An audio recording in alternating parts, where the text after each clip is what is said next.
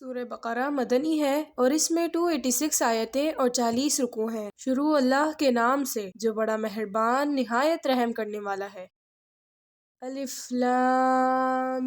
میم۔ یہ قرآن وہ کتاب ہے جس میں کوئی شک نہیں، پرہیزگاروں کے لیے ہدایت ہے جو غیب پر ایمان رکھتے ہیں اور نماز قائم کرتے ہیں اور جو کچھ ہم نے انہیں دیا ہے اس میں سے خرچ کرتے ہیں، اور جو کتاب اے محمد صلی اللہ علیہ وسلم تم پر نازل کی گئی تھی اور جو کتابیں تم سے پہلے پیغمبروں پر نازل کی گئی تھی وہ ان سب پر ایمان لاتے ہیں اور آخرت پر یقین رکھتے ہیں۔ یہی لوگ اپنے رب کی طرف سے سیدھی راہ پر ہیں اور یہی فلاح پانے والے ہیں۔ بے شک وہ لوگ جنہوں نے کفر کیا ان کے حق میں برابر ہے کہ آپ صلی اللہ علیہ وسلم انہیں عذاب سے ڈرائیں یا نہ ڈرائیں، وہ ایمان نہیں لائیں گے۔ اللہ تعالیٰ نے ان کے دلوں اور کانوں پر مہر لگا دی ہے اور ان کی آنکھوں پر پردہ پڑا ہوا ہے اور ان کے لیے بہت بڑا عذاب ہے۔ اور لوگوں میں سے بعض ایسے بھی ہیں جو کہتے ہیں کہ ہم اللہ تعالیٰ اور آخرت کے دن پر ایمان رکھتے ہیں، مگر وہ مومن نہیں۔ وہ اپنے خیال میں اللہ تعالیٰ اور مومنوں کو دھوکہ دیتے ہیں، حالانکہ حقیقت میں اپنے آپ ہی کو دھوکہ دیتے ہیں، لیکن وہ سمجھتے نہیں۔ ان کے دلوں میں نفاق کا مرض ہے، پس اللہ تعالیٰ نے ایسے لوگوں کے مرض کو اور بڑھا دیا اور ان کے لیے دردناک عذاب ہے، اس لیے کہ وہ جھوٹ کہتے ہیں۔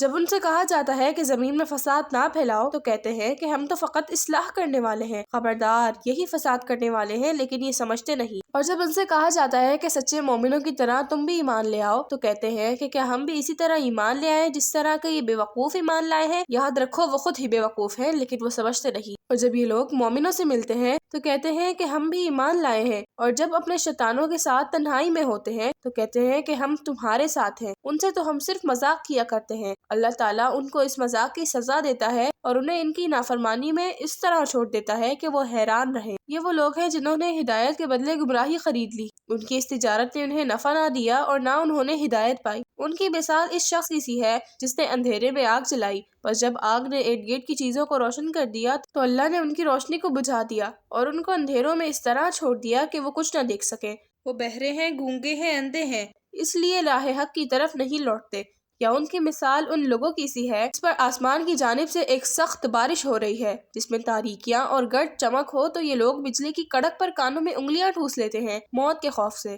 اور یاد رکھو اللہ تعالیٰ کافروں کو ہر طرف سے گھیرے ہوئے ہیں، قریب ہے کہ آسمانی بجلی ان کی بینائی اچک لے، چنانچہ جب کبھی ان کے لیے روشنی ہو جاتی ہے تو اس میں چلنے لگتے ہیں، اور جب ان پر اندھیرا چھا جاتا ہے تو رک جاتے ہیں، اور اگر اللہ چاہتا تو ان کے سننے اور دیکھنے کی قوت ختم کر دیتا۔ بے شک اللہ تعالیٰ ہر بات پر قدرت رکھتا ہے۔ اے لوگوں، اپنے رب کی عبادت کرو جس نے تمہیں اور ان سب کو جو تم سے پہلے گزر چکے ہیں پیدا کیا ہے تاکہ تم پرہیزگار بن جاؤ۔ وہ رب جس نے تمہاری خاطر زمین کو فرش اور آسمان کو چھت جیسا بنایا اور آسمان کی جانب سے مینا برسایا، جس کے ذریعے تمہارے کھانے کے لیے طرح طرح کے پھل پیدا کیے، بس کسی کو اللہ کا شریک نہ بناؤ اور تم جانتے ہو کہ اس کا کوئی شریک نہیں۔ اور اگر تمہیں اس کتاب میں جو ہم نے اپنے بندے محمد صلی اللہ علیہ وسلم پر نازل کی ہے کچھ شک ہو تو تم بھی ویسی ہی ایک صورت بنا لاؤ اور اللہ تعالیٰ کے سوا اپنے تمام مددگاروں کو بھی بلا لو اگر تم اپنے دعوے میں سچے ہو۔ پھر اگر تم ایسا نہ کر سکو اور ہرگز نہ کر سکو تو اس آگ سے ڈرو جس کا ایندھن نافرمان انسان اور پتھر ہوں گے۔ یہ آگ کافروں کے لیے تیار کی گئی ہے، اور اے نبی